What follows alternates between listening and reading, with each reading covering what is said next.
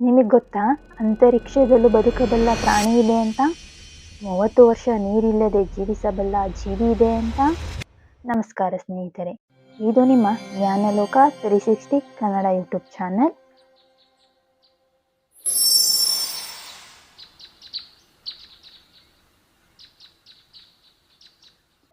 ಹಿಮವಾಗುವಷ್ಟು ಚಳಿಯನ್ನು ಕೂಡ ಇದು ತಡೆಯಬಲ್ಲದು. ಅಷ್ಟೇ ಯಾಕೆ, ಬೆಂಕಿಯಷ್ಟು ಬಿಸಿಯನ್ನು ಕೂಡ ಇದು ತಡೆಯುತ್ತದೆ. ಅಷ್ಟೇ ಅಲ್ಲದೆ ವಿಷ ಪದಾರ್ಥಗಳಾಗಲಿ ಅಥವಾ ರೇಡಿಯೇಷನ್ ಆಗಲಿ ತಡೆದುಕೊಳ್ಳುವಂತಹ ಶಕ್ತಿ ಇದೆ. ಇದು ಭೂಮಿಯ ಮೇಲಿನ ಅತ್ಯಂತ ಶಕ್ತಿಶಾಲಿ ಜೀವಿ ಅಂತಲೇ ಹೇಳ್ಬೋದು. ನಿಮಗೆಲ್ಲರಿಗೂ ಏಲಿಯನ್ ಇರ್ಬೋದಾ ಇಲ್ಲ ಡೈನೋಸರ್ ಇರ್ಬೋದಾ ಅಂತ ಅನ್ನಿಸ್ಬೋದು. ಆದರೆ ಇದು ಯಾವ ಏಲಿಯನ್ ಕೂಡ ಅಲ್ಲ, ಡೈನೋಸರ್ ಕೂಡ ಅಲ್ಲ. ಅದು ಕೇವಲ 0.5 ಮಿಲಿಮೀಟರ್ ಗಾತ್ರದ ವಾಟರ್ ಬಿಯರ್. ಇದರ ವೈಜ್ಞಾನಿಕ ಹೆಸರು ಟರ್ಡಿಗ್ರೇಡ್ ಅಂತ. ಈ ವಾಟರ್ ಬಿಯರ್ ಎಷ್ಟು ಚಿಕ್ಕದು ಎಂದರೆ ಬರಿಗಣ್ಣಿನಿಂದ ನೀವು ನೋಡಲು ಸಾಧ್ಯವೇ ಇಲ್ಲ, ಮೈಕ್ರೋಸ್ಕೋಪ್ ಮೂಲಕ ಮಾತ್ರ ನೋಡಬಹುದು. ಟರ್ಡಿಗ್ರೇಡ್ ಅಂದರೆ ಸ್ಲೋ ವಾಕರ್, ಅಂದರೆ ನಿಧಾನವಾಗಿ ನಡೆಯುವವನು ಎಂದು ಅರ್ಥ. ಇದರ ದೇಹದ ಆಕಾರವನ್ನು ನೋಡುವುದಾದರೆ ಇದಕ್ಕೆ 8 ಚಿಕ್ಕ ಚಿಕ್ಕ ಕಾಲುಗಳಿವೆ. ಅಷ್ಟೇ ಅಲ್ಲದೆ ಚಿಕ್ಕ ಚಿಕ್ಕ ಉಗುರುಗಳು ಸಹ ಇವೆ.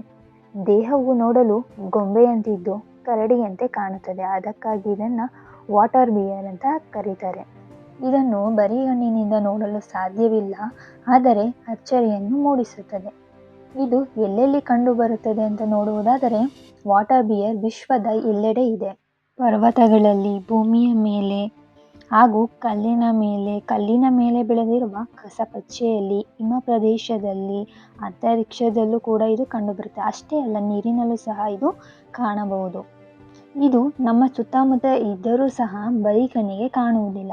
ಇದನ್ನು ಮೊದಲ ಬಾರಿಗೆ 1773ರಲ್ಲಿ ಜರ್ಮನ್ ವಿಜ್ಞಾನಿ ಕಂಡುಹಿಡಿದರು. ಇದೊಂದು ಭೂಮಿಯ ಅತ್ಯಂತ ಹೊಂದಾಣಿಕೆಯ ಶಕ್ತಿ ಇರುವ ಜೀವಿಯಾಗಿದೆ. ಇದು ಹೇಗೆ ಬದುಕುತ್ತದೆ ಅಂತ ನೋಡುವುದಾದರೆ ಒಂದು ರೋಚಕ ದಂತಕಥೆ ಕೇಳಿದಂತೆ ಭಾಸವಾಗುತ್ತದೆ. ಇದು ಅತಿರೇಕ ಪರಿಸ್ಥಿತಿಗಳಲ್ಲೂ ಸಹ ಬದುಕುತ್ತದೆ. 272 ಡಿಗ್ರಿ ಚಳಿಯಲ್ಲೂ ಕೂಡ ಬದುಕಬಲ್ಲದು. ಅಷ್ಟೇ ಅಲ್ಲ, 150 ಡಿಗ್ರಿ ಬಿಸಿಲಿನಲ್ಲೂ ಕೂಡ ಇದು ಬದುಕುತ್ತದೆ. ಅಷ್ಟೇ ಅಲ್ಲ, ಭಾರಿ ಒತ್ತಡದ ಸಮಯದಲ್ಲೂ ಕೂಡ ತಾಳ್ಮೆಯಿಂದ ಬದುಕುತ್ತದೆ. ಆಮ್ಲಜನಕ ಇಲ್ಲದ ಪರಿಸ್ಥಿತಿಯಲ್ಲೂ ಕೂಡ ಇದು ಜೀವಿಸುತ್ತದೆ. ಅಷ್ಟೇ ಯಾಕೆ, ಬಾಹ್ಯಾಕಾಶದಲ್ಲಿ ರೇಡಿಯೇಷನ್ ಕೂಡ ಇದನ್ನು ಕೊಲ್ಲಲು ಕಷ್ಟ ಅಂತೆ.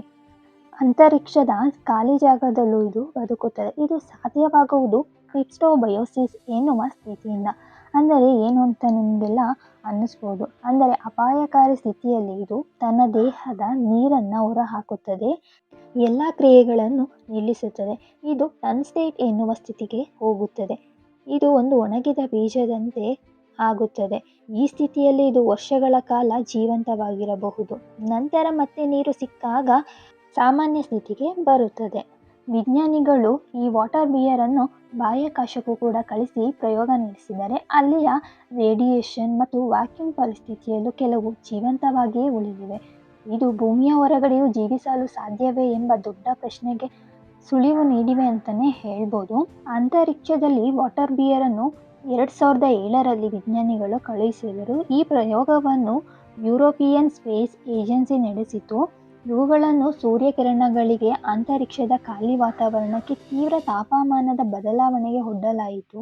ಆಶ್ಚರ್ಯಕರವೇನೆಂದರೆ ಅವುಗಳಲ್ಲಿ ಕೆಲವು ಮರಳಿ ಬಂದವು, ಕೆಲವೊಂದು ಸಂತಾನೋತ್ಪತ್ತಿಯನ್ನು ಕೂಡ ಮಾಡಿವೆ. ಈ ವಾಟರ್ ಬಿಯರ್ ಏನೇನು ತಿನ್ನುತ್ತಪ್ಪ ಅಂತ ನೋಡಿದರೆ ಸಸ್ಯಕೋಶಗಳನ್ನು ಹಾಗೆ ಸೂಕ್ಷ್ಮ ಜೀವಿಗಳನ್ನು ಕೆಲವು ಬಾರಿ ತಿನ್ನುತ್ತದೆ. ಇತರ ಸಣ್ಣ ಸಣ್ಣ ಜೀವಿಗಳನ್ನು ಸಹ ಇದು ತನ್ನ ಸೂಜಿಯನ್ನು ಹೋಲುವ ಬಾಯಿಯ ಮೂಲಕ ಆಹಾರವನ್ನು ಹೀರಿಕೊಳ್ಳುತ್ತದೆ.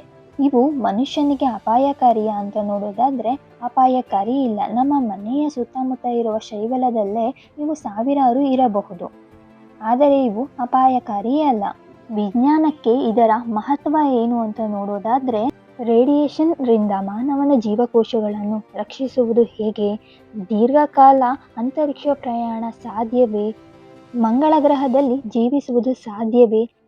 ಇದರ DNA ರಕ್ಷಿಸುವ ವಿಶೇಷ ಪ್ರೋಟೀನ್ಗಳು ವಿಜ್ಞಾನಿಗಳಿಗೆ ಸಹಾಯ ಮಾಡುತ್ತಿವೆ. ಅಷ್ಟೇ ಅಲ್ಲ, ಭವಿಷ್ಯದಲ್ಲಿ ಕ್ಯಾನ್ಸರ್ ಚಿಕಿತ್ಸೆಗೂ ಕೂಡ ಇವು ಸಹಾಯ ಮಾಡಬಹುದು. ನಿಜವಾಗಿಯೂ ಇವು ಅಮರವೇ, ಸಾಯೋದೇ ಇಲ್ವಾ ಅಂತ ನೋಡೋದಾದರೆ ಇದು ಸಾಮಾನ್ಯ ಜೀವಿಗಳಿಗಿಂತ ಹೆಚ್ಚು ತಾಳ್ಮೆನ ಹೊಂದಿದೆ. ಸಹಜ ಸ್ಥಿತಿಯಲ್ಲಿ ಇವು 2 ರಿಂದ 3 ವರ್ಷ ಬದುಕಬಹುದು, ಆದರೆ ಇವು ಟನ್ಸ್ಟೇಟ್ ಎನ್ನುವ ಸ್ಥಿತಿಯಲ್ಲಿ ಹೆಚ್ಚು ಕಾಲ ಉಳಿಯಬಹುದು. ಆಶ್ಚರ್ಯಕರ ಮಾಹಿತಿ ಏನಪ್ಪಾ ಅಂದರೆ 1000ಕ್ಕೂ ಹೆಚ್ಚು ಪ್ರಜಾತಿಗಳಿವೆ ಅಂತೆ. ಅಷ್ಟೇ ಅಲ್ಲ, ಇದು 500 ಮಿಲಿಯನ್ ವರ್ಷಗಳಿಂದ ಭೂಮಿಯ ಮೇಲಿದೆ. ಭೂಮಿಯ 5 ಮಹಾವಿನಾಶಗಳನ್ನು ಸಹ ತಡೆದುಕೊಂಡಿದೆ. ಸಮುದ್ರದ ತಳಕ್ಕಿಂತ 6 ಪಟ್ಟು ಹೆಚ್ಚು ಒತ್ತಡವನ್ನು ತಡೆಯಬಲ್ಲದು. ಅಂದರೆ ಯೋಚನೆ ಮಾಡಿ, ಎಷ್ಟು ಶಕ್ತಿಶಾಲಿಯಾದಂತಹ ಜೀವಿ ಅಂತ. ಸಂಪೂರ್ಣವಾಗಿ ನಾಶ ಮಾಡುವುದು ತುಂಬ ಕಷ್ಟ. ಒಂದು ದಿನ ಭೂಮಿಗೆ ಮಹಾವಿಪತ್ತು ಬಂದರೂ ಸಹ ಬದುಕುವ ಕೊನೆಯ ಜೀವಿಯಲ್ಲಿ ವಾಟರ್ ಬಿಯರ್ ಕೂಡ ಒಂದಾಗಿರಬಹುದು ಅಂತ ಹೇಳ್ಬೋದು. ಮುಂದಿನ ಬಾರಿ ನೀವು ಕಲ್ಲಿನ ಮೇಲೆ ಶೈವಲ ನೋಡಿದಾಗ ಅದರೊಳಗೆ ಒಂದು ಸೂಪರ್ ಹೀರೋ ಇರಬಹುದು ಎಂದು ನೆನಪಿಡಿ. ಸಣ್ಣದಾದರೂ ಅಸಾಧಾರಣ ಶಕ್ತಿಯನ್ನು ಹೊಂದಿರುವ ಜೀವಿ ಈ ವಾಟರ್ ಬಿಯರ್ ಅಂತ ಹೇಳ್ಬೋದು. ಕಣ್ಣಿಗೆ ಕಾಣದಷ್ಟು ಸಣ್ಣದಾದರೂ ವಿಶ್ವದ ಅತ್ಯಂತ ಶಕ್ತಿಶಾಲಿ ಜೀವಿಗಳಲ್ಲಿ ಒಂದಾಗಿದೆ. ಪ್ರಕೃತಿ ಎಷ್ಟು ಅದ್ಭುತವೋ ಇದರ ಮೂಲಕ ಗೊತ್ತಾಗುತ್ತದೆ. ಈ ವಿಡಿಯೋ ಇಷ್ಟವಾಗಿದ್ದರೆ ಲೈಕ್ ಮಾಡಿ, ಶೇರ್ ಮಾಡಿ, ಸಬ್ಸ್ಕ್ರೈಬ್ ಮಾಡಿ.